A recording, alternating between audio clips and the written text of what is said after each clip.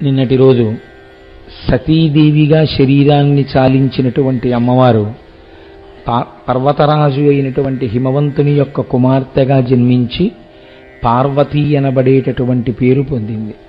తల్లిదండ్రులు పెట్టినటువంటి పేరు కాళి, కానీ పర్వతరాజపుత్రి కనుక పార్వతి, హిమవంతుని యొక్క కుమార్తె కనుక హైమవతి. ఇలా అనేక బిరుదునామాలతో ఆ తల్లి ఇంట్లో తిరుగుతూ ఉంటే మహానుభావుడు హిమవంతుడు పొంగిపోయి ఆ తల్లిని నిన్నటి రోజున గిరిలలోనొక్క గిరినైన నా పేరు వెలయచేసితిపుడు జలజనయన నీకు తండ్రినైతి నాకింత చాలదే ఇది మహాద్భుతంబు ఇందువదన అని స్తోత్రం చేశాడు. ప్రత్యేకించి ఈ పార్వతీ కళ్యాణ సందర్భంలో హిమవంతుడు మేనక వీళ్ళిద్దరూ పార్వతీదేవిని ఉద్దేశించి చేసినటువంటి స్తోత్రము నాకైతే అనిపిస్తుంది చాలా శక్తివంతమైనటువంటి పద్యాల్ని, చాలా శక్తివంతమైనటువంటి శ్లోకాలని వాళ్ళు విజ్ఞాపన చేశారు. అవి ఎదురుగుండా అమ్మవారు వాళ్ళకి వరాన్ని కటాక్షించి వాళ్ళ కళ్ళ ముందు చిన్న పిల్లగా తిరుగుతున్నప్పుడు వాళ్ళు అమ్మవారిని చూసి పొంగిపోతూ చేసినటువంటి స్తోత్రం ఆ స్తోత్రం. అందులో చూడండి, ఆయన అంటాడు, హిమవంతుడు పార్వతీదేవిని చూసి, బహుశः ఈ సందర్భాన్ని దృష్టిలో పెట్టుకునేలా ఉంది. శంకరాచార్యుల వారు కూడా సౌందర్యలహరిలో ఒక మాట అన్నారు. సాధారణంగా అలాంటి విషయాలు శంకరాచార్యుల వారు ప్రస్తావన చేయడం కొంచెం తక్కువ. ఆయన ఒక చోట అన్నారు, కరాగ్రీణ స్పృష్టం తుహినగిరినా వత్సలతయా అన్నారు. అంటే అమ్మవారి యొక్క గడ్డానికి ఉపమానం చెప్పడం చాలా కష్టం. వ్యాసభగవానుడు అంతటి వాడు లలితా సహస్రనామ స్తోత్రంలో అనాకలిత సాదృశ్య చుబుక శ్రీ విరాజిత అన్నాడు. అమ్మా, దేనికైనా ఉపమానము చెప్పవచ్చేమో కానీ నీ గడ్డానికి మాత్రం ఉపమానం చెప్పడం కుదరదు అన్నారు. అటువంటి గడ్డాన్ని శంకరాచార్యులు వారు దీంతో ప్రారంభం చేశారంటే, కరాగ్రీణ స్పృష్టం తుహినగిరినా వత్సలతయ. వాత్సల్యం అన్నమాట బిడ్డల పట్ల తండ్రికి, దూడ పట్ల ఆవుకి, శిష్యుడి పట్ల గురువుకి ఉండేటటువంటి విశేషం.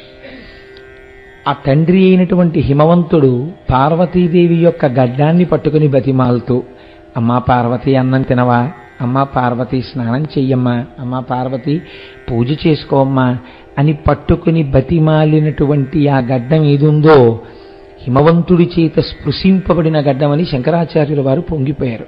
అంటే అమ్మవారు అంత అనుగ్రహించింది హిమవంతుణ్ణి. ఒక తండ్రిగా ఆయన అమ్మవారిని ఒక కూతురిగా గడ్డం పట్టుకుని మాట్లాడగలిగాడు. హిమవంతుడు నిజంగానే అటువంటి వైభవాన్ని పొందాడండి పార్వతీ కళ్యాణంలో. ఎందుచేతంటే మీరు చూడండి, దక్షుడు అంతటి ఆనందానికి అర్హుడు. ఎందుచేతనంటే సతీదేవిగా ఆయన కుమార్తె ఆమె. నిజంగా సుబ్రహ్మణ్య జనంలోనో ఇంకో చోటో తాతగారిగా వచ్చి కూర్చోగలిగినటువంటి అదృష్టాన్ని దక్షుడు బ్రహ్మగారికి కొడుకైనటువంటి ప్రజాపతి అయినా దాన్ని పొందగలడు. కానీ అంది వచ్చిన అవకాశాన్ని కొంతమంది చేజేతులా పాడు చేసుకుంటారు. ఆ పాడు చేసుకున్నది ఏమిటో వాళ్ళకి తెలియదు. శాస్త్రం అంటుంది, ప్రయత్నపూర్వకంగా నువ్వు పట్టుకోవలసింది ఏదైనా ఉంటే భగవద్విషయం ఒక్కటే. మిగిలినవి కర్మ సంబంధంగా మిమ్మల్ని పాశాలు పట్టి ఈడ్చేసినట్టుగా అవే ఈడ్చేస్తాయి. మీ ప్రయత్నం ఏం అక్కర్లేదు, అవన్నీ లాగేస్తాయి. ఒక్క భగవంతుడి పాదాలు పట్టుకోవడానికి మాత్రం వాసన నుంచి దూరంగా ఉండడానికి, భక్తిగా ఉండడానికి ప్రయత్నపూర్వకంగా మీరు పట్టుకోవాలి. అది సాధారణంగా మీరు చూడండి, లోకంలో చాలా చిన్న చూపు ఉంటుంది. ఏముందండి పెద్ద, రేపు వెళ్ళొచ్చు, ఎల్లుండి వెళ్ళొచ్చు, ఇవాళ కాకపోతే రేపు చేసుకోవచ్చు అంటారు తప్ప వచ్చిన అవకాశాన్ని సద్వినియోగం చేసుకుని భగవంతుని యొక్క పాదములు పట్టుకునేటటువంటి అదృష్టాన్ని అందరూ వినియోగించుకోలేరు. హిమవంతుడు వినియోగించుకున్నాడు. ఆయన అంటాడు, నరదేవాసుర పూజితాంఘ్రియుగళ నారాయణీ శాంకరి కరుణాపూరిత మానసా త్రినయనీ కళ్యాణయుక్త నిశాచర దర్పోన్నత సంహరీ సదమలా చండార్చిని యోగిని తరుణి ఆగమవందిత భగవతి తల్లి జగన్మోహిని. ఇందులో ఎక్కడైనా కూతురిగా మాట్లాడుతున్నట్లుందండి. కూతురులో అమ్మవారినే దర్శనం చేశాడు ఆయన. అమ్మవారు తన కడుపున పుట్టిందన్న విషయం ఆయనకి తెలుసు. అందుకే అంటున్నాడు నరదేవాసుర పూజితాంఘ్రియుగళ. ఆ కూర్చున్నటువంటి పిల్ల యొక్క చిన్ని చిన్ని పాదములు చూస్తున్నాడు. ఆ పాదాలు పట్టుకుని మనం శరన్నవరాత్రులలో బాలపూజ చేసినప్పుడు ఆ చిన్ని చిన్ని పాదాలు కడిగి లత్తుక రాసి తల మీద పెట్టుకుని ఎంత పొంగిపోతామో అలా అమ్మవారి యొక్క చిన్న చిన్న పాదాలు పట్టుకుని అంటున్నాడు, అమ్మ ఈ పాదాలు ఎటువంటి పాదాలో తెలుసా? నరదేవాసుర పూజితాంఘ్రియుగళ.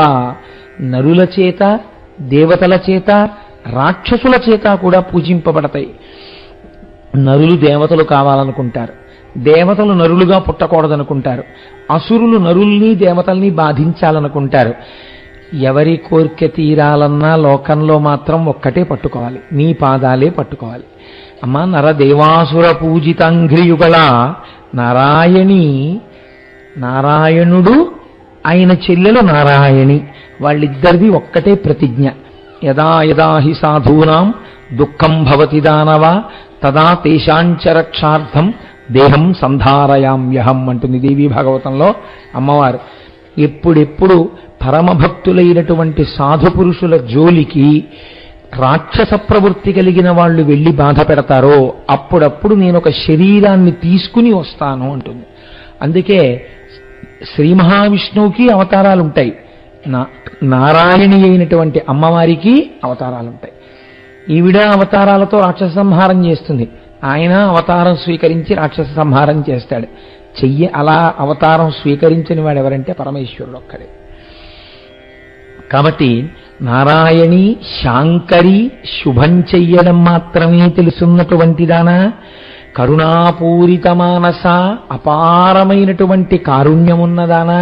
మీరు జ్యోతిర్లింగాల గురించి విన్నప్పుడు విన్నారు, కేవలం ఒక రాక్షసికి తాను వరమిచ్చినటువంటి కారణం చేత ఆమె వాళ్ళని సంహరించడానికి ఒప్పుకోలేదు. కాబట్టి కరుణాపూరిత మానస, త్రినయని. ఇది చాలా గమ్మత్తైనటువంటి చాలా గహనమైనటువంటి విషయం అండి. శంకరుడికి పార్వతీదేవికి ఉమ్మడి ఆస్తి రెండున్నాయి. ఒకటి చంద్రరేఖ, రెండవది మూడవ కన్ను. ఈ మూడవ కన్ను అమ్మవారికి ఉంటుంది, ఈ మూడవ కన్ను శంకరుడికి ఉంటుంది. మనకి పంచకృత్యములు అని ఉంటాయి. పంచకృత్యములంటే సృష్టి, స్థితి, లయ, తిరోధానము, అనుగ్రహము. సృష్టి అంటే జీవుల్ని పుట్టించడం, స్థితి అంటే వాళ్ళని కొంతకాలం ఉంచడం, లయ అంటే ఎక్కడి నుంచి వచ్చారో అక్కడికి పంపేయడం, లేదా మళ్ళీ పంచభూతాల్లోకి ఈ పిండాండాన్ని కలిపేసేయడం. తిరోధానం అంటే శరీరముతో ఉన్నప్పుడు భగవంతుణ్ణి తెలుసుకోవడానికి వీలు లేని రీతిలో మాయని కప్పి ఉంచడం. అనుగ్రహం అంటే ఆ మాయని తీసేసి భగవంతుడిలో కలిపేయడం. ఈ 5 చేసేటప్పుడు ఒక గమ్మత్తుంది. శంకరుడు ఈ 5 చేస్తాడు, అమ్మవారు ఈ 5 చేస్తుంది. శంకరుడు 5 చేసి అమ్మవారు 5 చేస్తే ఎలా కుదురుతుందండి? ఒక ఆఫీస్కి ఒక ఆఫీసరే ఉండాలి, అంతేగాని అదే అధికారాలతో ఇద్దరున్నారనుకోండి ఇబ్బంది వస్తుంది. ఒక్క అధికారే ఉంటాడు, కింద అధికారులు ఎంతమంది అయినా ఉండొచ్చు, పైన ఒక్క అధికారి ఉంటాడు. ఇద్దరికీ 5 కృత్యాలతోటి సమానాధికారం ఎలా ఇస్తారు? పార్వతీ పరమేశ్వర తత్వమునందు ఒక గమ్మత్తు ఉంది. శంకరుడు వీటిని చేస్తున్నప్పుడు ఆవిడ మహాపతివ్రత అయిపోతుంది. అయిపోయి ఇంట్లో గృహిణిలా చక్కగా శంకరుడికి వేళపట్టణ అన్నం వండి పెట్టేసి హాయిగా తను తాంబూల చర్వణం చేస్తూ చక్కగా కూర్చుంటుంది. అమ్మవారు పంచకృత్యాలు చేస్తుంది. చేస్తే శంకరుడు చక్కగా హాయిగా ఎందుకు మా ఆవిడన్ని చూసుకుంటూ ఉంటుంది, నాకు ఎందుకు వచ్చిన గొడవ అన్నట్టు హాయిగా మేడ మీద మడత కుర్చీ వేసుకు పడుకుని పేపర్ చదువుకునేవాళ్ళగా ఆయన హాయిగా పూజలు అందుకుంటూ చక్కగా అలా కూర్చుంటాడు. మీరు చూడండి, ఇవి మీకు అన్నీ కనపడుతూ ఉంటాయి. చిదంబరంలో శంకరుడిది ఆధిపత్యం, అందుకే నటరాజుగా ఉంటాడు. మధుర వెడితే మధురైలో అమ్మవారి అధికారం మీనాక్షీదేవిది. సుందరేశ్వరుడు మంచి అందగాడిగా చక్కగా అలా కూర్చుని ఉంటాడంతే. ఇక్కడికొస్తే ఈవిడిది, అక్కడికెడితే ఆయనది. కానీ ఆయనే ఆవిడ, ఆవిడే ఆయన. ఎలా? మనస్సు చేత. మనస్సు ఒక్కటే. అందుకే ఆయన చేస్తుంటే ఆవిడ కూర్చుంటుంది, ఆవిడ చేస్తుంటే ఆయన కూర్చుంటాడు. ఆయన ఎందుకు చేస్తున్నాడో ఆవిడికి తెలుస్తుంది, ఆవిడ ఎందుకు చేస్తుందో ఆయనకి తెలుస్తుంది. వాళ్ళిద్దరికీ ఈ విషయాలు తెలియదని మధ్యలో వాడికి అర్థం కాదు. అంత గమ్మత్తుగా ఉంటుంది వాళ్ళ తత్వం. ఊర్ణనాభిగతి విశ్వజనన స్థితి లయ హేతుభూతుండవగుచుందు విషరుద్ర అని నిన్ను దేవతలు స్తోత్రం చేశారు కదండి. సాలెపురుగులా అల్లేస్తారు ఈ లోకాలన్నింటినీ, మళ్ళీ అలాగే లయం చేసేస్తారు. చాలా గమ్మత్తుగా ఉంటుంది వాళ్ళ దాంపత్యం. కాబట్టి అమ్మా, నువ్వు ఒక్కానొకప్పుడు నువ్వే ఈ కార్యాలన్నింటినీ నిర్వహణ చేస్తుంటావు. కాబట్టి త్రినయని మూడవ కన్ను నీకు కూడా ఉంటుంది లయకారకత్వంతో.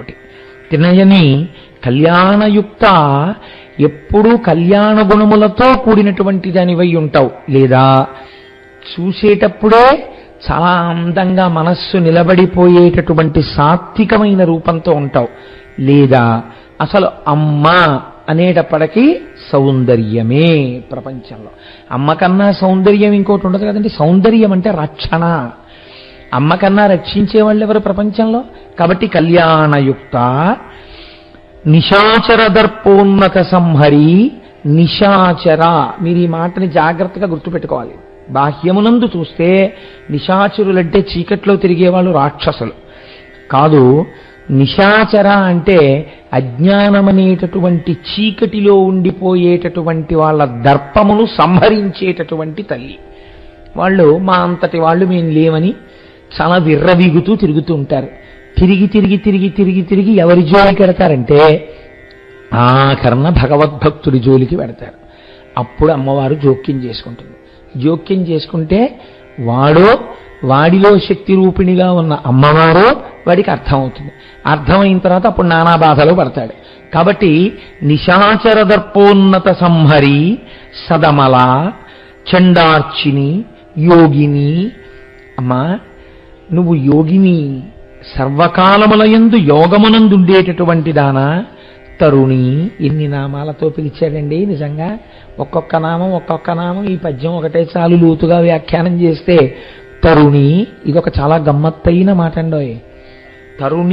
తరుణి తాపసారాధ్య అని లలితా సహస్రనామ స్తోత్రంలో నామం. తరుణి అంటే ఏమిటో తెలుసా అండి? ఆ ప్రాయము వచ్చినది అని. ఆ ప్రాయము వచ్చినది అంటే యవ్వనమునందున్నది. అమ్మవారు ఎప్పుడూ తరుణి. ఆవిడ ఎప్పుడూ కూడా అసలు అమ్మవారు వృద్ధురాలైపోవడం అన్నది ఉండదు. ఆవిడ పేరేమిటి? పూర్వజ. పూర్వజ అంటే మీరు అన్నిటికన్నా ముందు ఏదుందని అనుకుంటూ చెప్పుకుంటూ వెళ్ళిపోతే అంతకన్నా ముందు ఆవిడుంది. మీరు ఏది చెప్పండి, ఏది ముందుందని చెప్పండి, దానికన్నా ముందు ఆవిడుంది. కాబట్టి పూర్వజ, ముందు పుట్టింది. అందరికన్నా ముందు పుడితే ఇప్పుడు జుత్తు ఎలా ఉండాలండి? తెల్లగా ఉండాలి. కానీ అమ్మవారి జుత్తు తెల్లగా ఉన్నట్టుగా మీరు ధ్యానము చేయరాదు. అది చాలా తప్పు. అమ్మవారి జుత్తుని ధ్యానం చేసినప్పుడు దునో తుద్భాంతన్న స్థులిత దళితేందీవరవనం, నల్ల కలువల తండం ఎలా ఉంటుందో అంత నల్లగా ఉన్నటువంటి ఆ అమ్మవారి యొక్క కేశపాశాన్ని ధ్యానమునందు దర్శనం చెయ్యాలి. అలా ఎవరు దర్శనం చేస్తున్నారో వాళ్ళకి కొన్ని కోట్ల జన్మల అజ్ఞానము విచ్చిపోతుంది. నల్లటి కేశపాశము నల్లటి అజ్ఞానాన్ని తీసివేయగలదు. అది ఎలా తెలుస్తుంది? మీరు ధ్యానం చేస్తే మీకు తెలుస్తుంది తప్ప మీకు మామూలుగా అదేమిటంటే నల్లటి జుత్తు ఎలా ధ్యానం చేస్తే ఎలా తీసేస్తుందండి తెలియదు. మీకు ఇంకొక గొప్ప రహస్యం చెప్తున్నాను, మీరు గమనించండి. నేను 1-2 మార్లు ఈ విషయం ప్రస్తావన చేశానేమో. అమ్మవారికి సంబంధించినటువంటి వర్ణనలో మీరు దేన్నైనా సరే అమ్మవారి యొక్క మూర్తి ముందు కూర్చుని మీరు చూడవచ్చు. ఎందుచేత అంటే లలితా సహస్రనామ స్తోత్రంలో వ్యాస భగవానుడు కొన్నింటిని చాలా మర్యాదగా మాట్లాడాడు. ఆయన మహానుభావుడు కనుక అన్ని అలాగే మాట్లాడతాడు. కామేశ జ్ఞాత సౌభాగ్యమార్దవోరుద్వయాన్విత, మహాకామేశ్వరునికి మాత్రమే తెలిసిన ఊరువుల సౌందర్యము కలిగినది, తొడల సౌందర్యము కలిగినది అనగా మాతృత్వమును మీరు చూడాలని. అక్కడ మీరు చూడండి, ఇలా అంగాంగ వర్ణనమునందు ఉపమానం వేసి ఒక్కొక్కటి తీసేసిన అమ్మవారికి ఉపమానం సరిపోదమ్మా వర్ణించినప్పుడని చెప్పినా మీరు అమ్మవారి మూర్తి ముందు కూర్చుని లలితా సహస్రాన్ని చాలా మెల్లగా చదువుతూ ఆ లలాట భాగాన్ని, అమ్మవారి యొక్క బొట్టుని, అమ్మవారి కనుబొమల్ని, అమ్మవారి కన్నుల్ని, అమ్మవారి ముక్కుని, అమ్మవారి పెదవుల్ని, అమ్మవారి చెవుల్ని ఇవన్నీ దర్శనం చేయొచ్చు. అమ్మవారి కబరీ బంధాన్ని దర్శనం చేయండి. అంటే అంటే అమ్మవారి జుట్టుముడిని దర్శనం చేయండి, మీకు కుదరదు, చూడలేరు. ఎందుకు చూడలేరు అంటే మీరు విగ్రహము యొక్క వెనకాలకి వెళ్ళకూడదు. అమ్మవారి వెనకాతలకి వెళ్ళి మీరు దర్శనం చేయడానికి అంగీకరించరు. ఒక్క శివలింగానికి అయితే అలా వెళ్ళగలరు. ఇప్పుడు అమ్మవారి వెనుకకు మీరు వెళ్ళలేరు కాబట్టి అమ్మవారి యొక్క కబరీబంధాన్ని మీరు ఎప్పుడైనా చూడగలరా? మీకు ఎప్పుడూ కనపడదు. కిరీటం పెట్టేసి ఉంటుంది, పైగా దాని మీద పువ్వులు తురిమేసి ఉంటాయి. ఎలా కనపడుతుంది? కనపడదు. కాబట్టి అది ఎవరు చూశారో వాళ్లే చెప్పాలి. ఇందులో మళ్ళీ ఒక గమ్మత్తుంది. నల్లటి కేశపాశాన్ని కళ్ళు మూసుకుని ఏదో నల్లటి జుత్తుముడే కదండి ఇలా చూశామన్నారనుకోండి, మీకు అందలేదని గుర్తు. ఎందుకో తెలుసా అండి? అమ్మవారి యొక్క కేశపాశ దర్శనము ధ్యానంలో చేసిన వాళ్ళకి కబుక్కుని కళ్ళు విప్పుతారు. ఎందుకనంటే గొప్ప గొప్ప సువాసనలు గుబాళిస్తాయి. ఇదేంటి ఇంత సెంటు వాసన వస్తోంది, ఎక్కడి నుంచి వస్తోందని గబుక్కుని కళ్ళు విప్పుతారు. అమ్మవారి కేశపాశానికి సహజ సుగంధం ఉంటుంది. దీని మీద నత్తీరోపాఖ్యానం అని ఒక పెద్ద ఉపాఖ్యానం ఉంది. ఆ నత్తీరుడు అనేటటువంటి కవి రాజాస్థానంలో ధిక్కరించాడు. శంకరుడు రాసిచ్చాడు శ్లోకాన్ని. ఒక కవి ఊరంతా ఎండిపోయి పాపం అన్నం లేకపోతే రాసిస్తే అమ్మవారి కేశపాశానికి సహజ సుగంధం ఎక్కడుంది, అవతలకు బొమ్మన్నాడు. పరమశివుడే వచ్చాడు. నీకు తెలియని విషయం మాట్లాడుతున్నావు, కుష్ఠవ్యాధితో బాధపడతా ఉన్నాడు. కైలాస దర్శనం చేస్తే పోతుందంటే కైలాసం వరకు వెళ్ళలేడు కాబట్టి దక్షిణ కైలాసం శ్రీకాళహస్తి దర్శనంతో గట్టెక్కాడు నత్తీరుడు. అమ్మవారి యొక్క కేశపాశమునకు సహజమైన సుగంధం ఉంటుంది. ఆ సుగంధం కూడా ఏమిటో తెలుసా అండి? మీకు తెలుసున్న సుగంధం కాదు సార్. అది స్వర్గలోకంలో ఉండేటటువంటి పారిజాత వృక్షానికి విరిసినటువంటి పారిజాత పుష్పంలో సువాసన ఎటువంటిది వస్తుందో అటువంటి వాసన అమ్మవారి కేశపాశానికి పట్టుంది. అమ్మవారి అనుగ్రహం పూర్ణంగా పొందడం అంటే ఏమిటో తెలుసా అండి? ఆవిడ కేశపాశ దర్శనం చేయడమే. అసలు లోకంలో కంచి పీఠాన్ని అధిష్ఠించినటువంటి మహాపురుషులలో ఒక మహాపురుషుడు ఉండేవారు, ఒక పీఠాధిపతి. ఆ రోజుల్లో మెడ్రాస్ నగరానికి చుట్టూ గోడ ఉండి గేట్లు పెట్టుండేవి. రాత్రిళ్ళు బయటికి వెళ్ళనిచ్చేవారు కాదు, లోపలికి వెళ్ళనిచ్చేవారు కాదు. ఆయన అమ్మవారికి అభిషేకం చేస్తూ పైకి చూశారు దేవాలయంలో, కంచిలో. దేవాలయం శిథిలం అవుతోంది. అమ్మ, ఆలయ పునర్నిర్మాణానికి నేను భక్తుల దగ్గర డబ్బట్టుకొస్తానమ్మా అని మెద్రాసు వెళ్ళారు. రాత్రి అమ్మవారు కలలోకి వచ్చి తన కేశపాశం చూపించింది. నువ్వు పాలతో